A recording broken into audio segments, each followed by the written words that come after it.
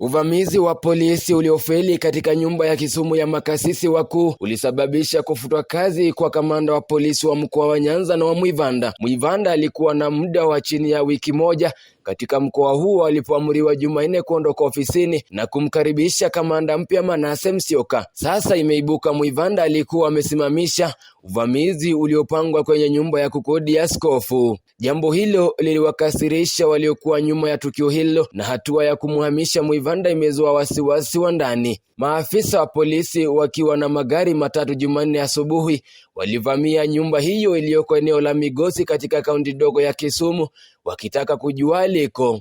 Kulingana na familia, askofu huyo alikuwa yupo wakati tukio hilo, na polisi waliondoka haraka baada ya waumini wengine wa kanisa hilo na waandishi wa habari kufika. Maafisa wamefichua timu hiyo ilifika kutoka Nairobi kwa misheni ambayo bado haijajulikana. Walikuwa wametumwa na afisa mkuu jijini Nairobi kwa uvamizi huo kufuatia maoni ambayo askofu huyo alikuwa ametoa kuhusiana na maandamano dhidi ya serikali na majibu ya polisi wao. Na Mwivanda aliposikia kulikuwa na maafisa wa polisi nyumbani hapo, alitafuta kujua wao ni akina nani na misheni yao. Wanaofahamu matukio hayo wanasema kuwa baada ya kusikiliza maelezo yao aliuliza kama wana kibali na kwa nini ofisi yake haikupewa taarifa za uvamizi huo ili uratibu kirahisi. Mwivanda alikataa kuzungumzia suala hilo na alisema amerejea katika makao makuu ya polisi Nairobi na yuko katika amani. Hata hivyo, makao makuu ya polisi hayakuitikia wito kuhusu swala hilo. Vitendo vyake havikuwafurahisha waliohusika na uvamizi huo na inasemekana kushinikiza kuondolewa kwake. Mwivanda aliripoti kwa kituo hicho mnamo Machi tarehe 27 huku Musyoka akiripoti katika kituo hicho Jumatano Aprili tarehe 5.